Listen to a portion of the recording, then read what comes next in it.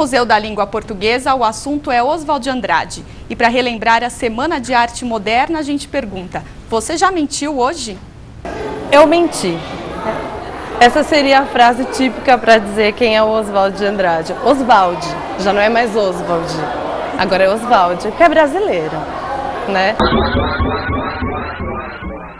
Ele foi um revolucionário, tanto na literatura quanto na personalidade. Ele era muito rico, ele viajou o mundo inteiro, a França principalmente, que era o polo cultural da época dele. Ele pegou as ideias que estavam acontecendo lá e não trouxe simplesmente para cá e copiou e colou, né? Ele pegou, ele comeu, ele digeriu aquilo e transformou no que é nosso. Essa é a antropofagia. A antropofagia é isso que ele diz.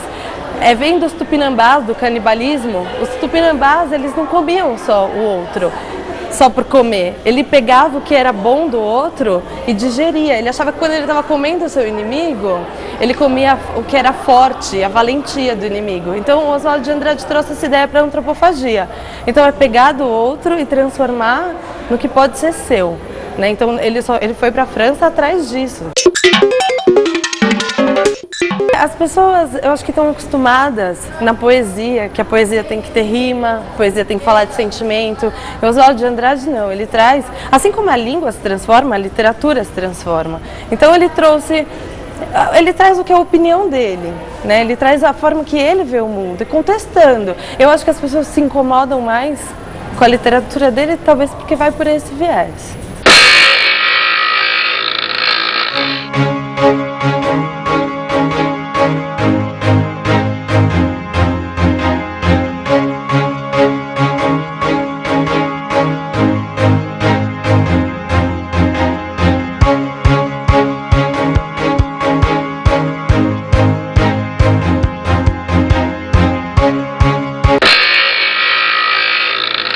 Nas mulheres de Oswald de Andrade. Na verdade, a vida dele, todas as fases como literato e como a personalidade, sempre tem uma mulher que está presente. Então tem a mãe dele, tem as mulheres que ele encontrou na viagem, a Tarsila, a Pagu. E não era só porque ele era um homem galanteador e romântico, porque ele pegava as mulheres, ele pegava as mulheres que contribuíam para a literatura. Era um casamento cultural, era um casamento de troca, um casamento artístico, né? Tanto é que quando ele ficou sem dinheiro, por causa do crack da bolsa, todo mundo ficou sem dinheiro, ele se relacionou com a Pagu, e a Pagu era feminista, comunista do partido, ia para a Rússia e ele virou comunista. Então ele era de um burguês extremamente rico, virou comunista, pegou as ideias da Pagu, montaram um jornal juntos, O Homem do Povo, que denunciava os crimes, o proletário, né? Eles exaltavam o proletário. Então ele pegava, o casamento era muito mais cultural, um casamento artístico, do que propriamente um casamento também de amor. Quem não conhece, eu mesma, quando eu não conhecia, achava que ele era um galanteador, garanhão. Acho que as pessoas pensam isso, ele traçava todas as mulheres da época, né?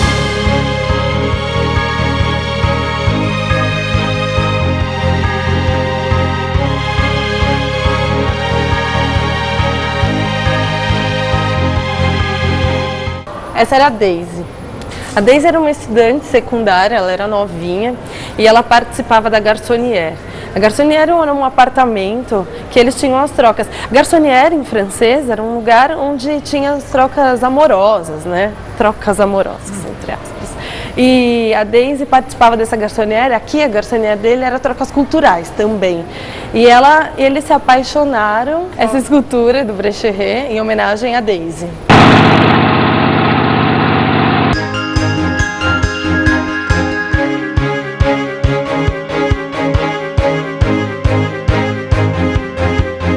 Se o Oswald era uma pessoa egocêntrica, ele ia gostar muito de ver ele de todas as formas. Então tem retratos e desenhos de artistas e de amigos que faziam dele. Ele está sendo homenageado para recuperar a obra dele, que ficou no ostracismo por muito tempo. A própria academia tem uma certa resistência ao Oswald de Andrade. Então ele ficou mesmo no ostracismo. até quando ele era vivo, porque ele morreu completamente pobre, ele vivia de um teatro que ele estava alugando, ele vivia disso, ele morreu pobre, frustrado. Ele incomoda.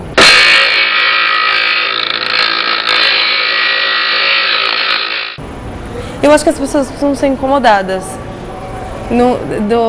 para elas começarem a agir, a fazer alguma coisa. Eu acho que por isso que tem que vir aqui.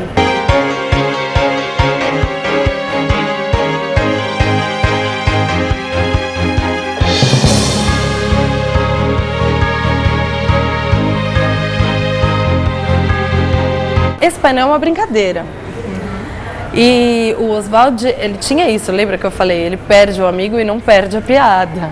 E isso é uma brincadeira e tem a ver também com a antropofagia, porque você também está colocando o seu rosto onde que seria o rosto dele, né? Vocês também estão trocando ali de personalidade.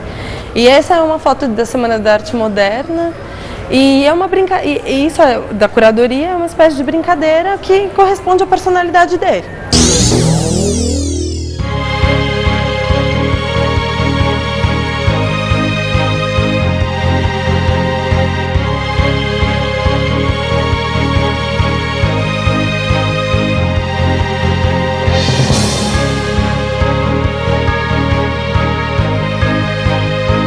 Bom, na Semana de Arte Moderna tiveram pessoas muito especiais, intelectuais da época. Tem aqui nesse painel da frente os nomes, né? Então tem o Mário de Andrade, Manuel Bandeira, Luiz Aranha, Oswald de Andrade, Graça Aranha, Manuel Villaboim, enfim, são vários intelectuais da época.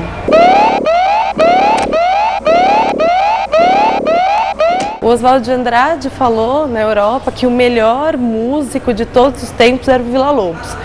Passando por Debussy, passando por todos os músicos da época. As pessoas falaram, imagina, mas tem os outros, né? E o Oswald de Andrade falou, não, e não sou eu que estou dizendo isso, é o Mário de Andrade, ele entende de música. Aí as pessoas foram perguntar para o Mário de Andrade se ele tinha dito isso. O Mário de Andrade falou assim, não falei isso. Aí foi tirar satisfação com o Oswald, falou, você disse que eu falei que o Villa-Lobos é o melhor músico de todos os tempos? Aí o Oswald virou para o Mário e falou assim, eu menti. Ponto de exclamação. Aqui é o mapa de São Paulo, né, naquela época. E essa parte em destaque, né, que a gente vê a diferença das cores, da Cerqueira César, essa parte era todas terras da família do Oswald de Andrade. Ele torrou tudo. Ele torrou tudo em viagem, pagava os vinhos para os amigos dele, na garçonnière, trazia as coisas da França. Ele deu um jeito de torrar tudo, muito bem. Eu enxergo ele como uma personalidade. É muito particular, né? Isso. As pessoas podem ter opiniões diferentes, mas para mim eu acho que a grande questão do Oswald de Andrade é a personalidade contestadora, é se mexer, é fazer alguma coisa pelo mundo, né? Pelo aquilo que ele acredita. Eu acho que isso é interessante. E se expressar também, porque ele não se limitou ao quadradismo da academia, né? Ele foi no que ele pensava mesmo.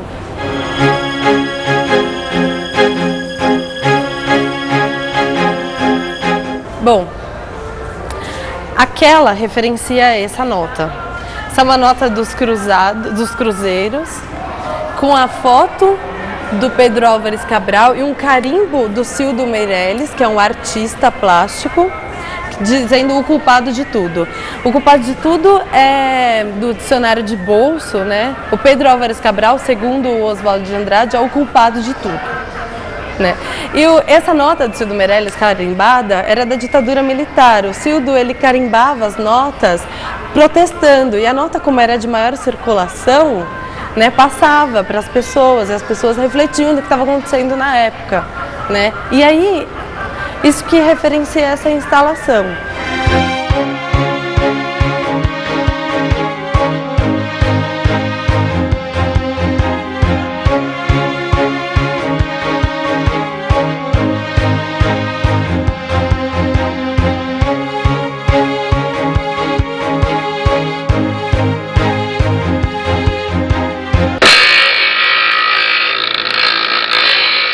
São as notas manchadas, como se fossem no caixa eletrônico, que faz a gente refletir sobre essa referência do que estava acontecendo na ditadura e no que está acontecendo hoje. Nas notas, a questão do totem e do tabu, que vem de uma ideia do Freud, né, de que se transformar o que é tabu, né? Tabu é aquilo que a gente não fala, que não pode falar, o tabu. Em totem seria completamente o contrário. E o Oswald disse isso, que a gente tem que transformar o que é tabu em o que é tabu em totem, né? O que não pode ser dito, no que pode dizer. A gente vai ver isso claro, a questão do totem e tabu, mais evidente no banheiro. O banheiro também faz parte da exposição.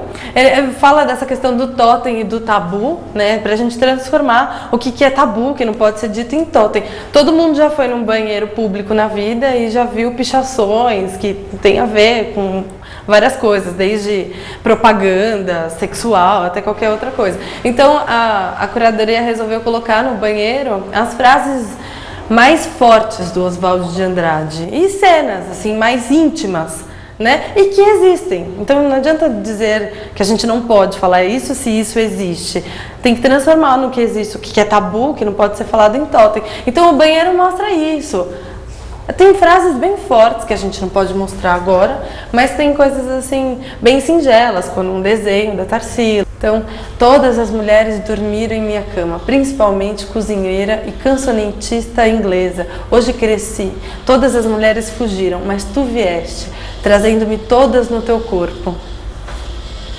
Ela é todas que ele pensou em uma só, né? A personificação de todas. Nada é tabu, tudo é totem.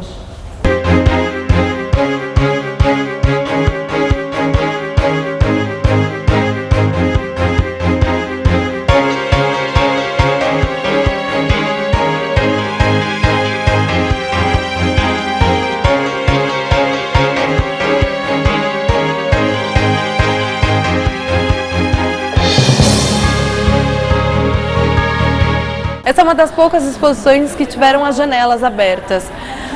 A janela da Estação da Luz, que dá em frente ao Parque da Luz. Oswald de Andrade fala do Parque da Luz nas suas poesias e falam da Estação da Luz. Quem visita São Paulo, quem é paulista, se reconhece no Oswald de Andrade, porque o Oswald de Andrade fala de São Paulo, ele é um paulista da gema.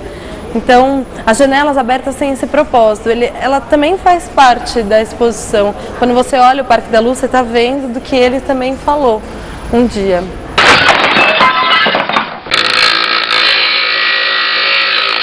Acho que todo mundo tem que vir, que vem a São Paulo, que visita o que é paulista, vê a exposição do Oswald de Andrade, porque ele era um paulista. Então o museu fica aberto de terça a domingo, das 10 horas às 5 horas, mas pode permanecer até às 6. É R$6, estudante paga meia. É isso.